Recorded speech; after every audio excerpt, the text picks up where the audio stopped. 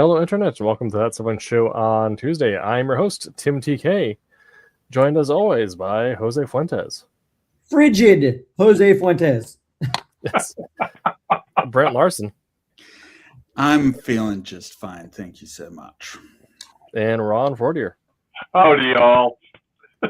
And tonight we're talking about Hope Core, the recent, well, not really recent, but the trend happening online that is popularizing hopeful content again, kind of picking up on what I think is a trend originally started by comics back in the 40s and what started gaining traction again mid-2010s-ish after the kind of fading of the anti-hero and grim dark phases and all that. So I think that it's once again a moment of comics inspiring pop culture, and I have a very obvious reference from last year that of course we'll probably be talking about. But before we get into that, it is, as Jose said, very cold. So if you're watching in one of these snowed-in states like New York or what have you, we have a plethora of back content, back issues, if you will, of podcast episodes free to binge watch on our Roku channel or on streaming services and podcast channels around the world. We also have plenty of books, which you can check online through, was it Global Comics, I believe is our e-distributor as well, or you can also get physical issues. So plenty of Silverline content to help get you through the winter storm. And if you have to venture outside, stay safe, please. All right. So now that we've done our obligatory shilling, it's something that Ron and I mentioned on a previous episode. Like, I think, and every time I think about comics, that really sticks with me, is the medium's propensity to be more hopeful than others at times, or at least to have more hope-focused characters, stories, things like that, right? It's not just men in tights punching stuff. It's overcoming impossible odds. It is mutants persecuted by world, but still doing what they can to save the people that hate them. It's Superman, who has all the powers of a god and could be a tyrant, but choosing instead to help the little person in whatever way he can, as my cats try to murder each other behind me. Listen, what happens in Fight Club stays in Fight Club. Exactly. And even something not to talk about Fight Club. But even something as grim, as kind of grim or dark on the surface, like the Absolute series that DC's putting right now, which is really good, and you should probably read it. The characters are still not all that far diluted from their hopeful origins, right? You still have a Batman that refuses to kill people because it's not the Gotham that his dad envisions. It's a Superman that is protecting small farmers because he saw the way that big corporations treated his mom and pop when they bought their property. And so I kind of start up by opening the floor. When it comes to the subject of hope in comics, what are some of your guys' initial thoughts? Either as storylines you've written, storylines you've enjoyed, more meta-analysis of the genre of superhero stuff, or all right. So let's infuse some historical roots, okay? As far as this whole concept of hope in comics, and I think you pretty much go back to the creation of the first comic book superheroes, and arguably that's Superman. All right, when he comes in on the scene, and I believe a few years back there was an actual book written on the fact that Superman comes along in 1938, and you have Schuster and help me out here, Jose. Simon? Schuster and what was his friend's name? Two creators of Superman. Was it Simon and Schuster? Simon. Yeah. Okay. The point is, Jerry Siegel was the other Siegel. one. Siegel. Okay. Right. Schuster, You were close, Schuster, Brent. Siegel. We're still in the Okay. S family. Okay. No, but let's Yeah. think of the concept. Think of where they're at. They're sons. Both of them are sons of immigrants. They're both of the Jewish faith. Okay, and from both their biographies, you soon begin to learn that both of them were of short stature and terribly bullied as small kids growing up, all right, in the neighborhood streets of Cleveland. And the idea is ultimately the creation of Superman is Schuster's wish fulfillment, all right, that some being is going to show up from the stars who's basically going to take on bullies. And that's Superman. That's the whole concept of Superman right there in a nutshell, all right? He's going to help the underdog. He's going to take care of bullies. And, I mean, it's really no wonder that concept didn't take on, didn't catch on. Kids reading comics in the late 30s. The world's kind of, becoming a mess politically, internationally. You got Hitler on the scene who's decided he's going to become, the next, Genghis Khan or whatever and take over the world. And so comics are giving a young generation superheroes who fight bullies. Okay. I mean, if you're 11, 10, 12-year-old boy or girl in this time period, that's a really, really great concept to latch onto, okay, and to feel safe with, up until the point where the war begins and suddenly your dad or your uncle or your cousin or your older brother is getting shipped off to fight in this war, this world war is consuming the entire planet. There's no wonder if they'll ever come home, they'll ever come back. And on the home front, everybody's doing their bit, including American comics. Kirby gets wounded overseas, comes back to Timely, and creates Captain America. Mm-hmm. I mean, the greatest symbol of American patriotism and hope there ever was. Yeah, I mean, hey, it's no accident that Wonder Woman, with her more than risque bustier, has the red, white, and blue motif all over it, right? So, I mean, I've given talks on some of this in the past, and the thing that gets me, and I remind people, is arguably we were the only country that had comic book heroes for a young generation during World War II. I mean, there was no Captain Toro in Japan. There was no super Nazi in Berlin, right? But American kids had American comic book heroes. I mean, basically to go to bed and have some semblance of, we're not going to lose because we have these guys on our side. So, yeah, I mean, if nothing else, give credit to the writers and artists who produced all these great comics, all right, during that time period and the job they did, like I said, on the home front. So that eventually you get into the 50s and 60s, and the younger writers and creators coming up are building off of this platform of the good guys beat the bad guys and carry that through. And ultimately, as we all know, that's going to hang in there for a while, but ultimately there'll become a shift in the political situations of the 60s, and the country will evolve and things will change. But I just wanted to, start this conversation with that background, that comics, pretty much American comics as we know them today, were definitely a torch holding up all kinds of virtues and noble qualities that a young generation should aspire to.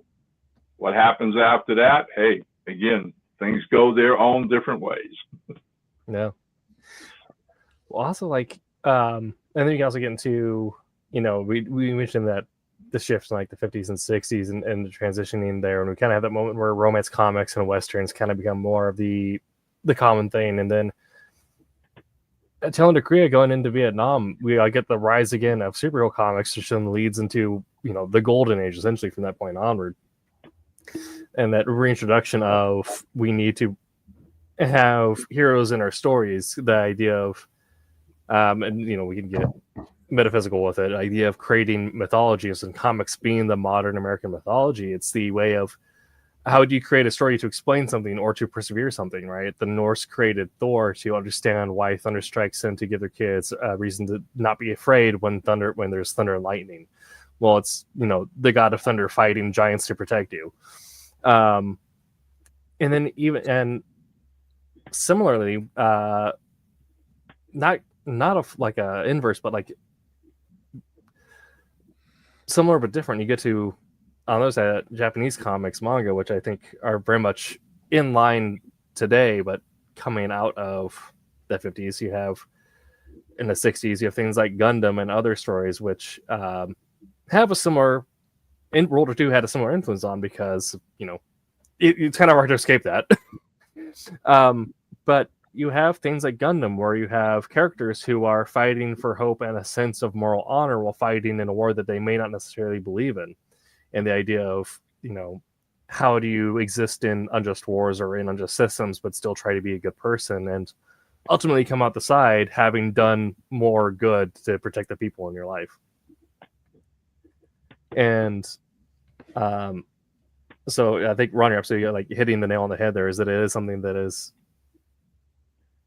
kind of ingrained to us of not almost like humans being storytellers and comics being a natural combination of art and story. It's, in my opinion, one of the best coping mechanisms we have for times of tragedy or to inspire when there are parts of the world that want to tear people down.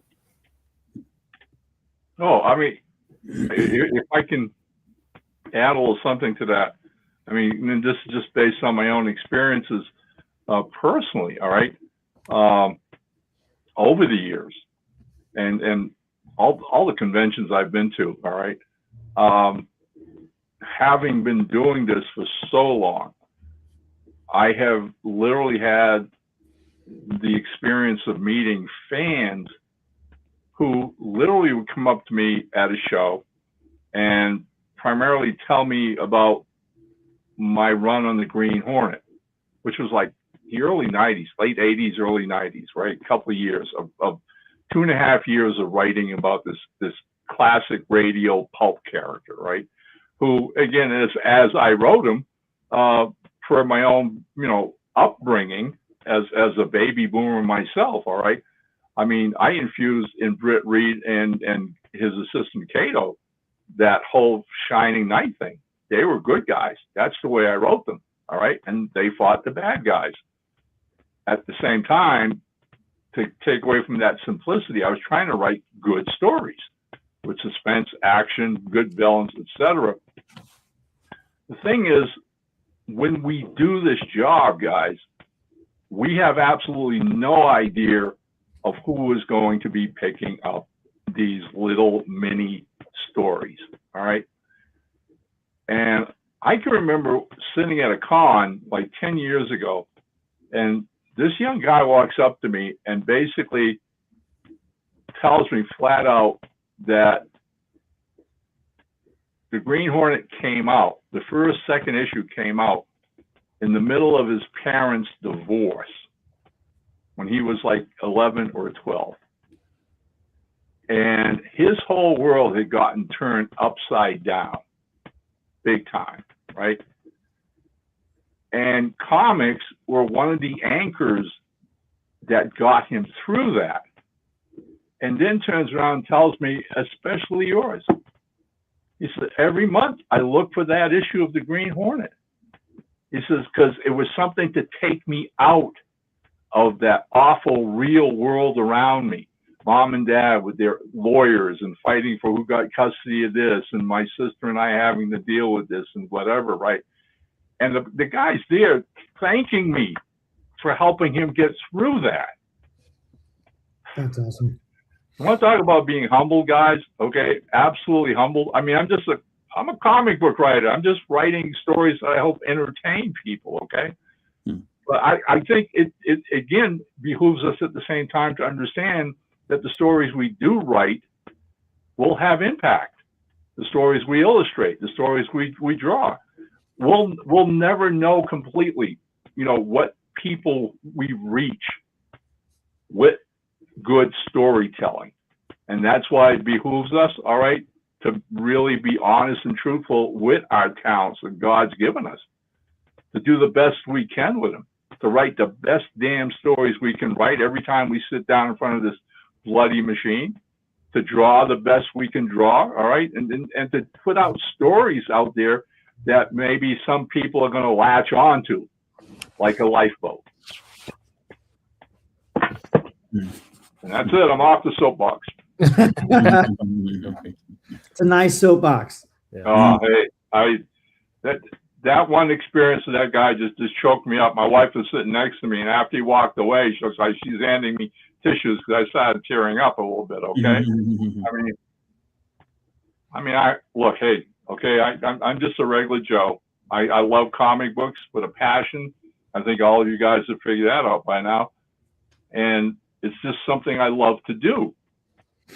To know that it has that kind of an impact on people is right. An amazing revelation. It really is. All right. And going back to what Tim said, it's myth. All right. Myth affects our culture. It affects our people. All right. And again, there's a responsibility. I mean, you can go out there and write, all the garbage you want. You can write all the bad guys win and fill your books with violence and soft porn or whatever, blah, blah, blah, and get that stuff out and become a big name in the industry and, a celebrity and fame and bravo to you. Okay. If that's your goal in life, bravo. But I mean, not mine. Like I said, I came into this with the understanding that I really want to do something that my kids can be proud of, right? I think that falls, there are characters that I think, in being like looping it back around to like the Hope Core thing. I take that to understand that that's character moments, right? Like I've had people, like one guy specifically, like come up to say like the reason why I'm still in art school is because you inspired me to stay in art school. Right? That inspires me. I read specific comics and whatnot. I for one, am inspired by freaking Robin in Batman. You know what I mean? Because, yeah, it got a little gritty, like Tim said, in the 90s and whatnot, but Robin is the one that's supposed to center Batman. When Batman starts going like way too punchy, he's like, dude, like, we can do this. Like, no problem. Like, we got this. You know what I mean? It was even what's his name, Burt Ward, the dude from like Batman, Batman show. Like I was always like holy spaghetti noodles, Batman, right? But it was the simplicity of that, the I want to say innocence of that really to me was inspiring to work on comics and work and do comics that my kids can be inspired by. Does that make sense? Oh, totally. 100%. Those characters that are meant to be the hopeful characters, the ones that's supposed to be just sickeningly optimistic. You know what I mean? But comics need that. I cap onto that. I recognize that in the comics that I read. I'm like, comics that I read, stories that I watch, it's those characters that inspire me to keep creating the way I create and even trying to work on my own story, you know what I mean? Having a character like that, you know what I mean? A character that even when things get bleak and dark, they're still going to have that little flashlight, you know what I mean? To inspire. And I'm inspired right now. There you go. Yeah. I have learned this with my MacBook, by the way. There you go. Look at this. Whoa. Very nice. Sorry, that was a good 20 minutes of doing that with my friends on Discord when I realized I could do it.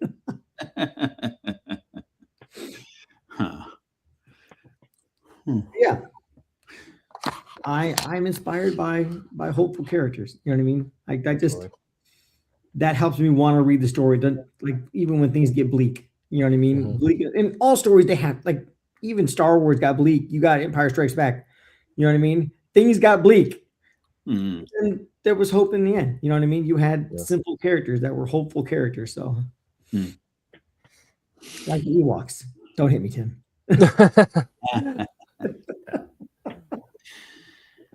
Yeah. I think I might have a little different perspective, because I feel like when I really was reading comics, especially in the early to mid 80s, I felt like I saw a trend go from hopeful to almost hopeless. I don't know if it was if it was a I don't know what you call it. I think basically what was happening was the comics industry was starting to feel like they needed to be more mature in order to draw new readers or get more cred as an art form. I don't know. And they just started getting more violent, and some of the biggest titles of the late 80s, early 90s were like Watchmen, which was still think it stands up as an amazing story, but is very blatantly nihilistic.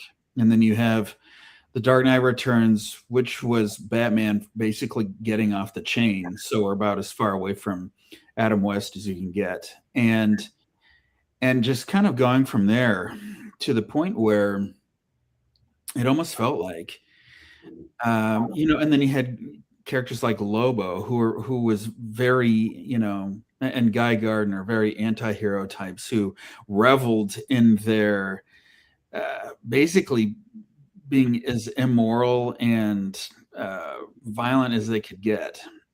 But what I'm finding, or what I've noticed at least, is the comics industry it feels like it's starting to mature again. And I've actually noted this when I came up with the idea for Cape Town.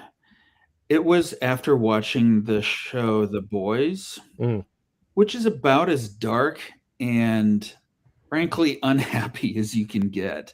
And I mean, there's some pretty mature storytelling going on, but I kept watching it and then wanting to take a shower afterwards. This is just like, man, this is not only are these stories dark, but they're told from a perspective that basically says there is no such thing as good. Everything is just bad. And even the good guys make bad choices because they can. They have power, and power corrupts, and all this and that. And frankly, I came to this. The more I thought about it, the more I was like, dark stories are, frankly, they're kind of immature. I feel like people look at the world and say, there's no such thing as good.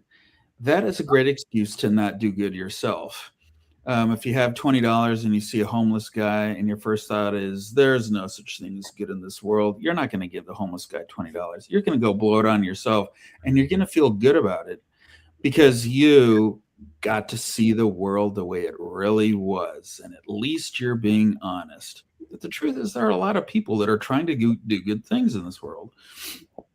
And whether someone can be truly good is a conversation for another time. But I will say that I walked away from that thinking, I'm kind of getting sick of creators who feel like making their characters dark and hopeless is some bid to be seen as more real.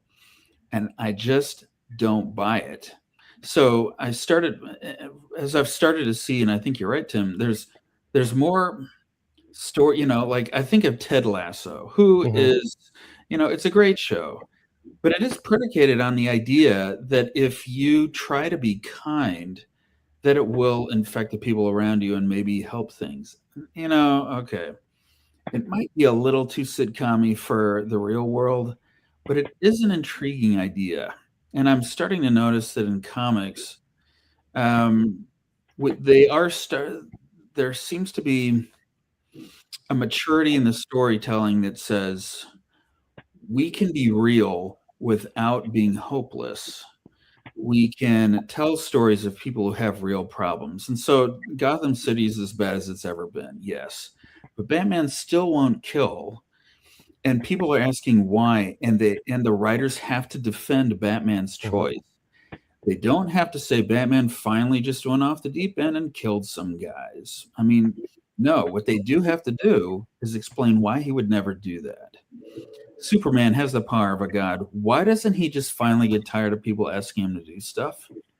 That is a real storytelling question that the writer has to answer. Because if the writer can't, Superman starts to seem like he's not a real guy. He's like a robot that's programmed to be good all the time. But if you're a writer and you really have to answer these questions because fans are asking them, what you're going to come up with, it probably better be pretty compelling. And the thing is, they still do it. Yeah. I am totally reading Superman and believing that this guy chooses to be good when he doesn't have to, but his choices are not stupid choices, like because he doesn't know how to be bad or something like that. It's because he is wrestling with it and is coming out on the right side. Yeah. And the more, I mean, comic audiences they're not little kids anymore as much as the comic companies wish they were, which means that they have to tell stories as if these guys are real people. They have real issues. They have relationships that go sour. They have to wrestle with the idea that, yes, I have enough power to level a building. And so why can't the guy in front of me at the coffee shop just go faster? I can make him go faster, but I'm going to choose not to. Which is weird because in a way that is the choice that we all have to make. And none of us are completely powerless. Well, I think one of the signs of maturity, and I'm going to tie what you're just saying to going back to 1961, and Stan Lee and Steve Ditko give us Spider-Man, right? And here's this nerdy, kid who gets this amazing ability and power, right? And the first thing he does is basically figures a way to get rich doing it, using it, okay? Make himself blah, blah, blah. And you know what? I mean, that's pretty much a lot of the high school kids that I went to high school with would have acted and reacted the same way. I was that audience for Spider-Man. I was 13 years old when that issue came out. What happens by the end of that first story? He lets a bad guy get away, who then kills the one person he loves and admires the most, a good man, his Uncle Ben. And it's all on him, okay?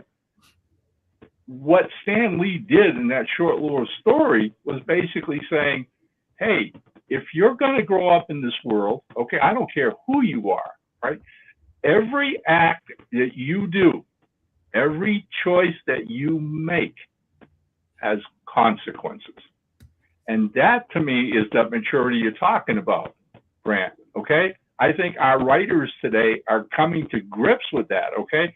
I think there's nothing, I've always believed in Superman, i.e., he looked at the world, he looked at his past, that he was saved from an entire planet doomed, all right?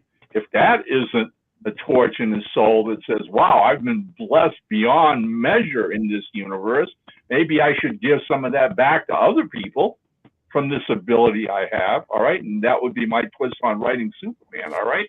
There's no problem with him being a good guy. The kicker is, though, is that idea of writing stories where your characters make decisions and then follow where that goes, where those consequences take them, all right? I mean, talking about the 80s and all the characters that you mentioned, the one that I particularly looked at and realized, wow, we're really going off the rails, and that was Todd McFarlane's Spawn. Because all of a sudden it was like, I can't tell the difference between the good guys and the bad guys anymore. I'm more scared of Spawn than I am of the bad guys like the Joker or Luthor. All right, so mixing that all up, is like I said, we were going off the rails big time. And I think, again, to your point, I think there was a great deal of immaturity of that. I think it was a case of how bad can we get and get away with it. All right. Mm-hmm. How gory and villainous and you know, blah, blah, blah. Yeah. I like The Boys is the finest example of that in the world. Okay.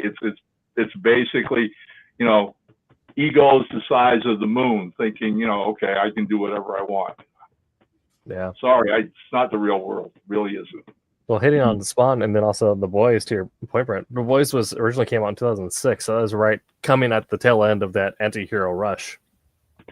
And that kind of, and it came out in the 90s and late 80s, and we had that point where you were looking at it historically as well. We're coming out of the savings and loan crisis and going straight into the new millennium homes crisis. So, as well as you had Kuwait and Iraq Part 1 and all this other stuff that, you know, there's a lot of things for people to not really believe in systems that were put in place. And there was a lot of skepticism to the point where it became cynicism.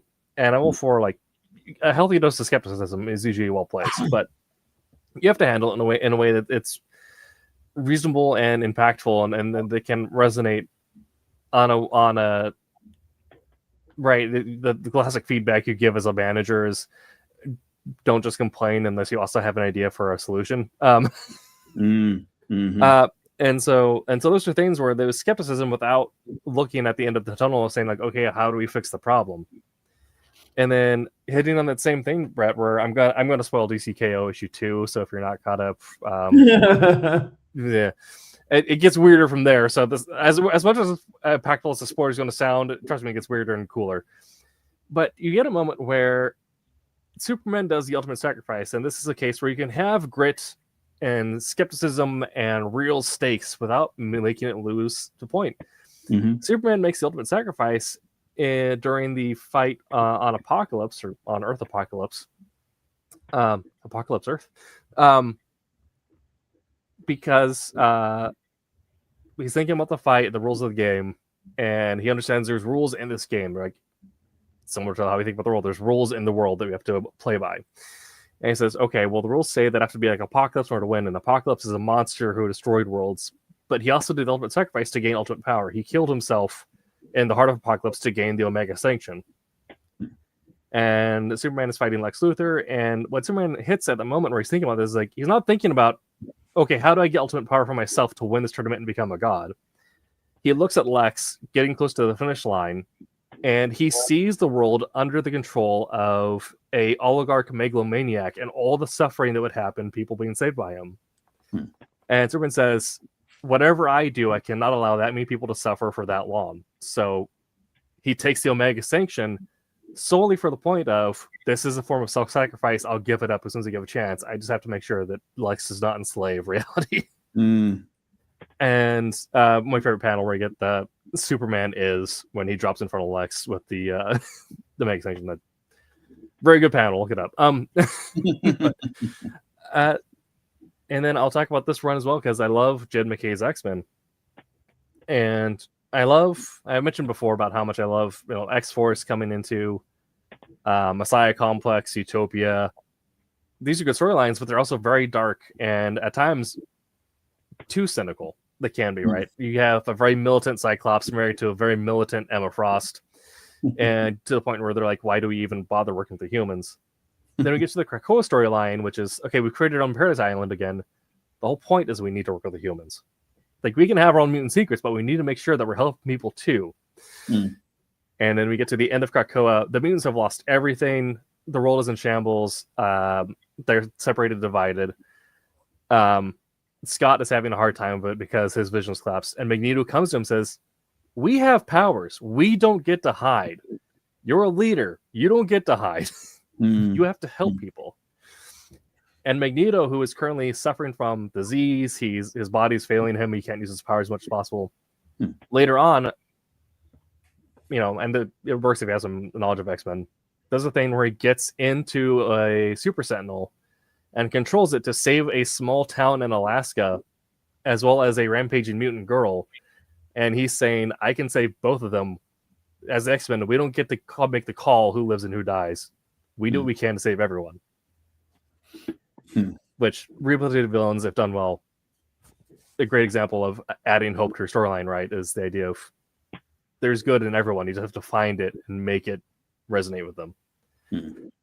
And so I think, like I said, we get to the point where we're having this grit and these real stakes in stories, but rooted in a place that is, okay, well, what's the end of the tunnel look like? How do we fix things? How do we make it better for everyone involved? We're not just being as scummy as the villains of the world around us. And like I said, that's even possible in the Absolute comics, which are designed to be a darker world, which allows the heroes to be even more hopeful. I mean, we had an end of an issue where we learn what motivates Batman, we learned what motivates Superman, and that's their love and their connection to the people around them. We have Superman literally crying, holding the uniform that Martha stitched for him.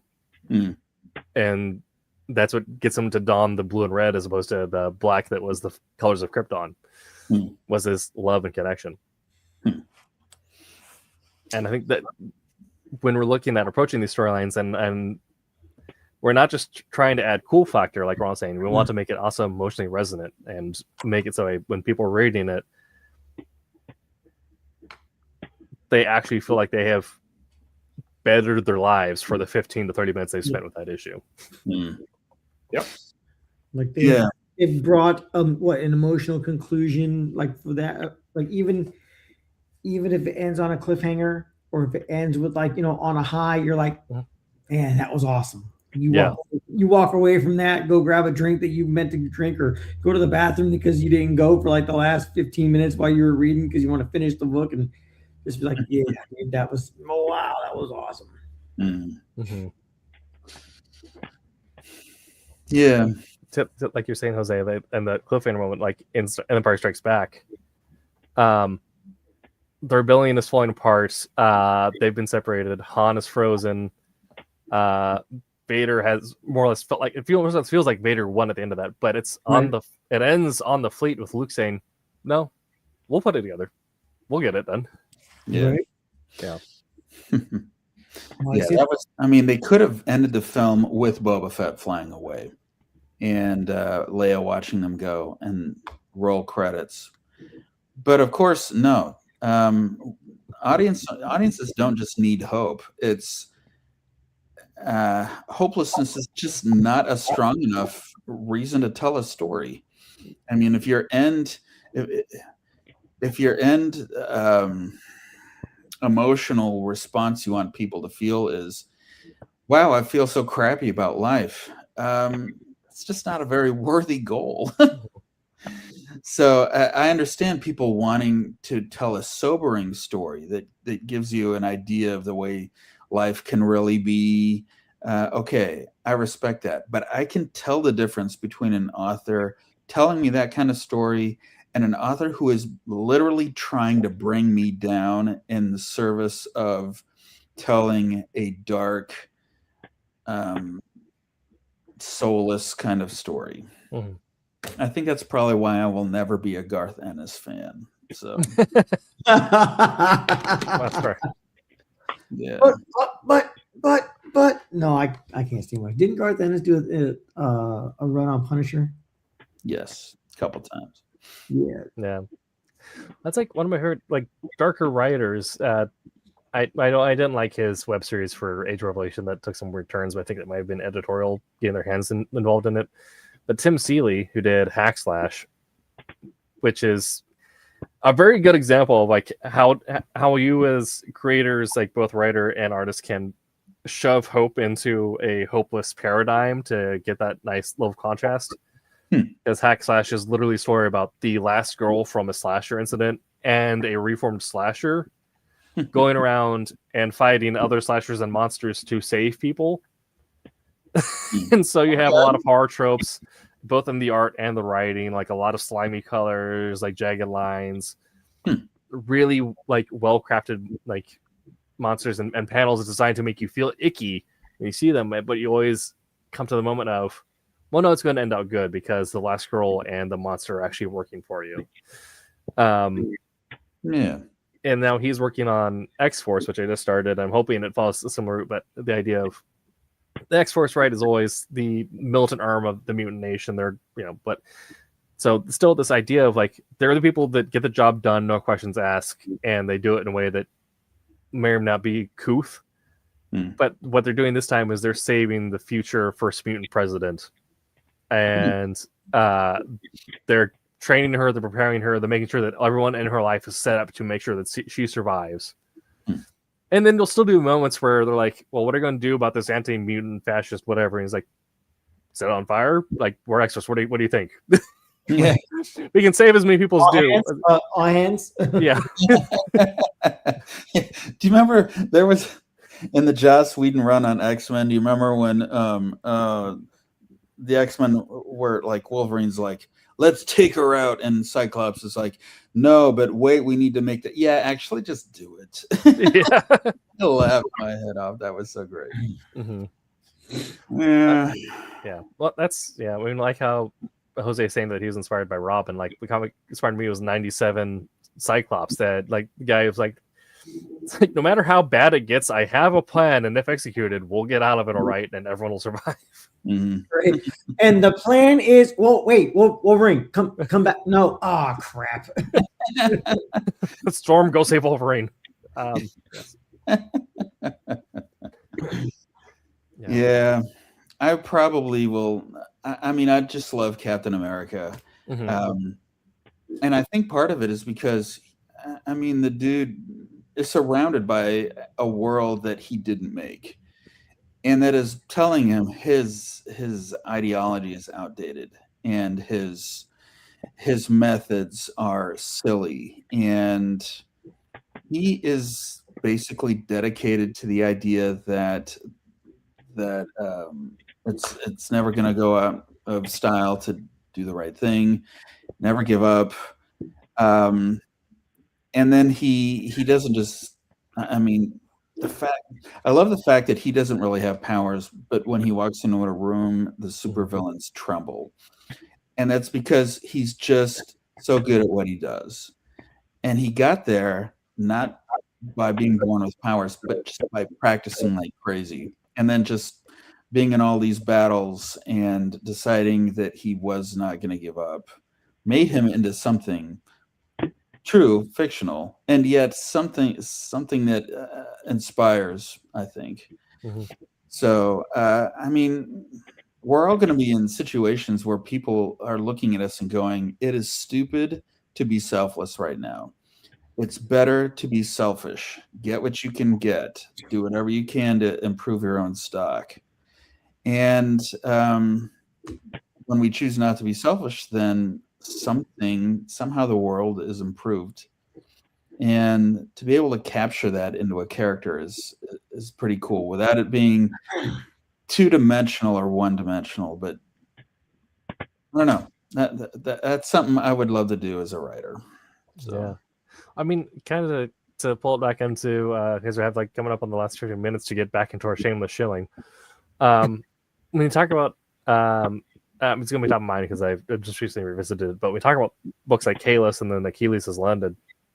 And we get the mystery of like the first Kalis of Scott almost seems a little bit of like the selfish character at times because he's just like, I don't care what's happening right now. I have to get back to space. But he still ends up, stopping terrorist plots and all that stuff. But yeah. And then we get to Achilles is Landed, and I'm going to spoil this, but it's been a little bit. You should have read it at home. If not, when you're snowed in, Global Comics. Yeah, that's right. But you see that. Just kidding.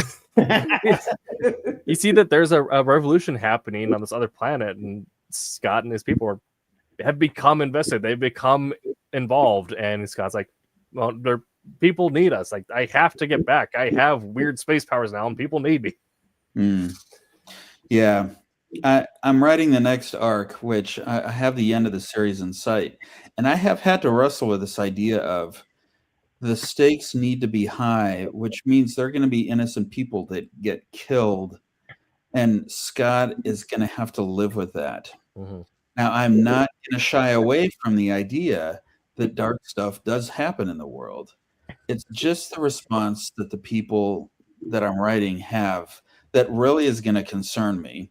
Because if it allows, if that allows Scott to to basically say none of this matters, I'm just going to do whatever I want, then I will feel like I've lost the reason to tell the story at all.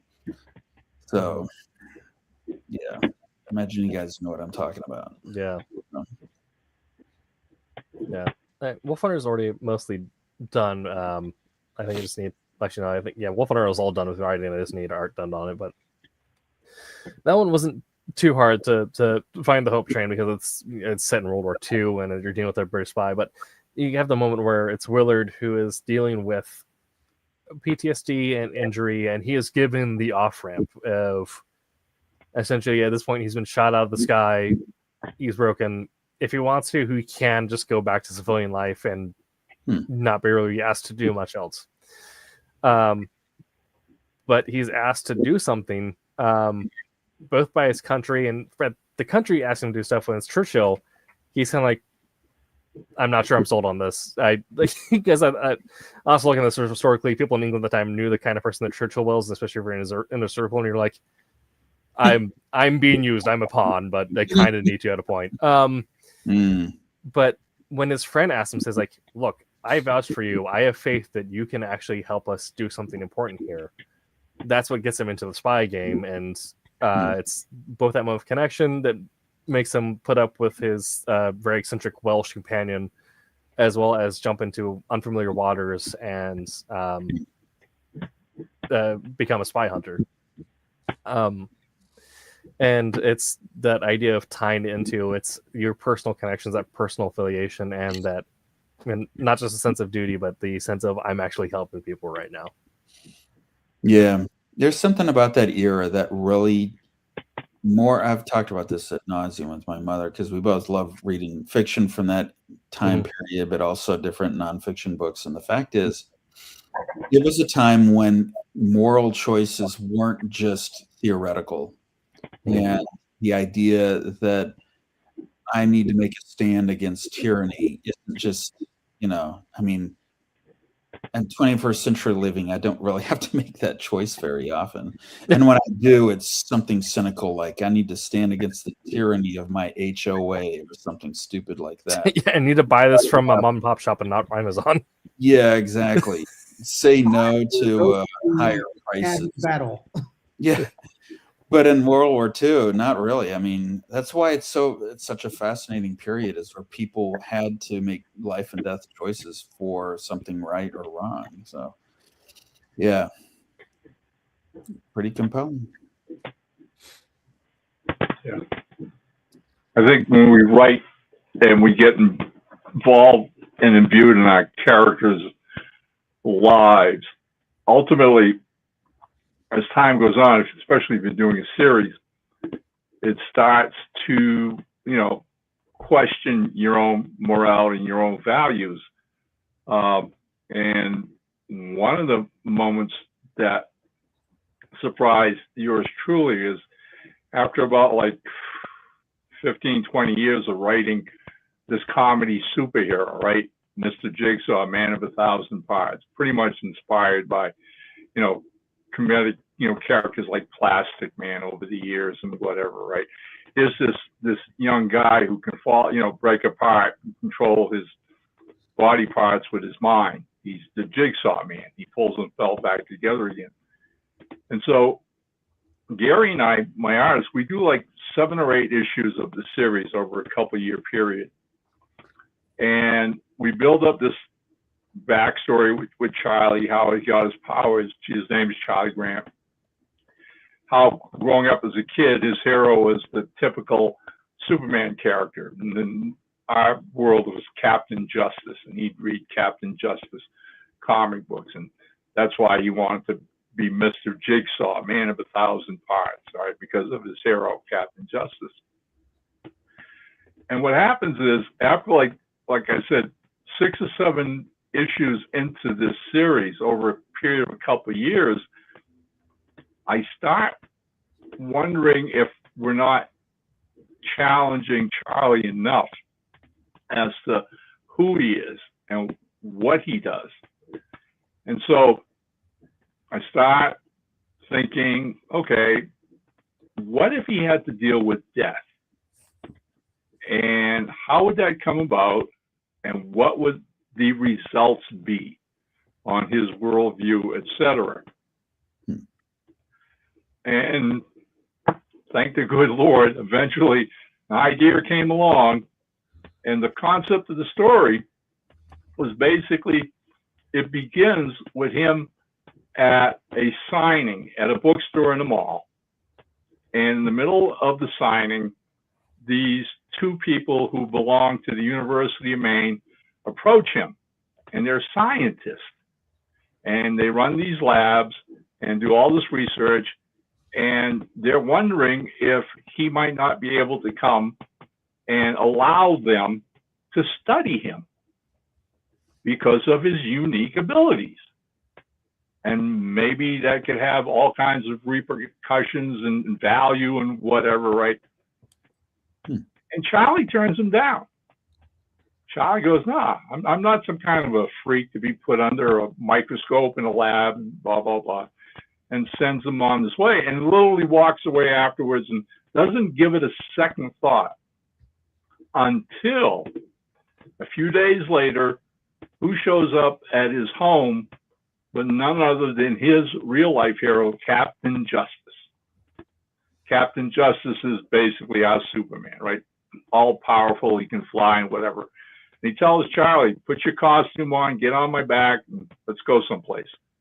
So they fly off to the Great Knot Woods, and they sit there and they talk. And he goes, I've been following your career, Charlie, and you've been a really good superhero and a real benefit to the people of Portland, Maine. And you've done a lot of good things and caught some bad guys and all that, right? But he says, I just wanted to let you know, he says, I heard about the talk with the scientists and everything, right? And he says, maybe you were a little too quick with your answers. Well, before Charlie can even get into that discussion, Captain Justice tells him, he says, and I also wanted to let you know, because you're going to find out about it like the rest of the world in a few weeks, but I'm dying. Oh. Lo and behold, Captain Justice has cancer. Well, what would happen if Superman had cancer?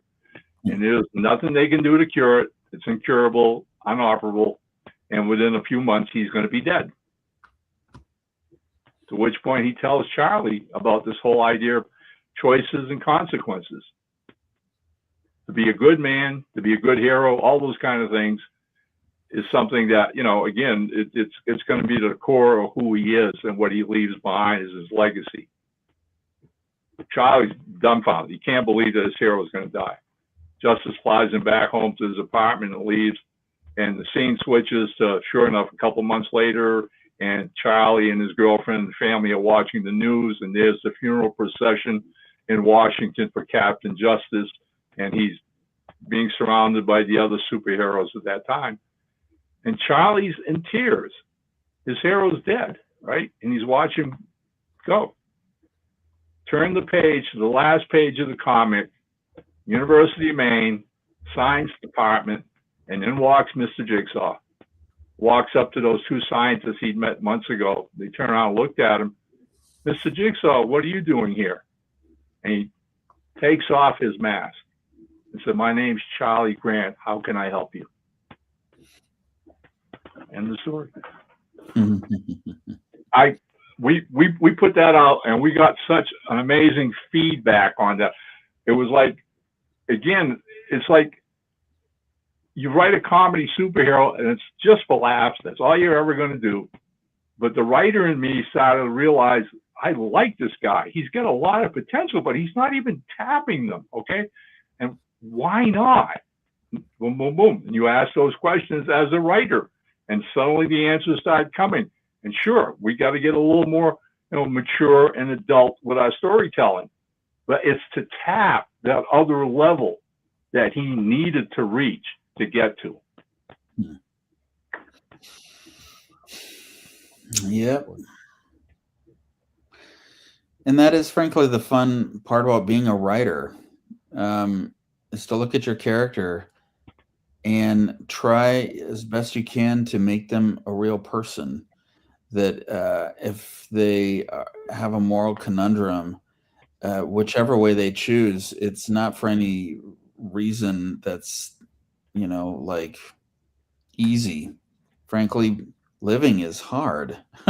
Making choices all the time is hard. That should be captured in the stories you tell. If it isn't, then you got to ask yourself, why? Is it because you're being lazy, or is it because you're copying something that you read somebody else did, or right? Yeah, that's the funnest part about it too. Yeah. That's when I feel like I'm not inventing someone. I'm actually uncovering someone who is already there. So that's the yeah, definitely. Their family, their children. yeah. Okay, well, it feels like a pretty good note to end it on. This has been That's Our Win Show on Tuesday. We'll be back next week talking about anatomy. We're recovering that lesson that we didn't get a chance to talk about because we had some illnesses passing around and we couldn't get a sub and host. Listen, okay. Yeah. It's not my fault. Tim got me sick and country from each other. Listen, right? Yeah. Tim's fault. He got me sick. But it's Florida. We'll warm up in another hour. So Yeah. Look, like I said, got my hat my daughter made me with my devil horns, right? I got my hoodie all the way up. I got my jammies on, my thermal jammies and whatnot. Oh Lord, I'm actually cold. how can you still be cold? Bro, because I don't turn the heat on. Yeah, me neither. When we bought our house, we were looking at several houses like, why in God's name are there fireplaces? Why do you have a fireplace in Florida? And I realized it's for those 3 days it gets cold. Yeah, exactly. Yes.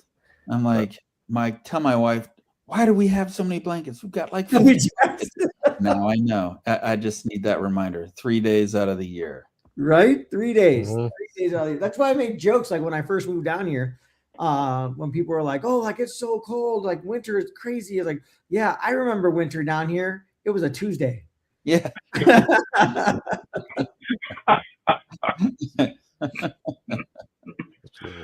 Whatever we're feeling down here, like, I mean, yeah, like I said, it's like 40 something degrees. 39 degrees. It's 39 degrees now, guys. Oh my good gravy. Whatever it is down here, man, it is significantly worse up north. And I had to already check in with my mama and my oldest daughter. And my oldest daughter lives in Nebraska. So I'm like, babe, like, are you guys good? It's like, Dad, the storm already passed us. Like, we went from wearing light jackets to like 0 degrees with a big wind chill, and that's about it. So, mostly December and November, or December and January. I was like, okay, that's fair. Yeah. Okay. Well, if you're in one of the states that's more drastically affected, again, stay safe out there. Make sure to catch up on all of our back episodes of the podcast and read all our comics on Global Comics to keep yourself occupied.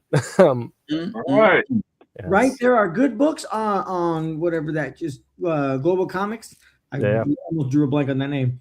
Right, because our stuff is there. There's other stuff there, like and Matthew Creek up there posted a thing for his book too. Just exactly. Read, keep warm. Yes.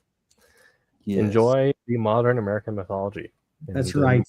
We'll teach you how to draw. Well, Jose will be encouraging from the side. Yes, but until that time, make mine. Silverline. Hey, this is Paul Pelletier. Make mine Silverline. Is that okay, Roland?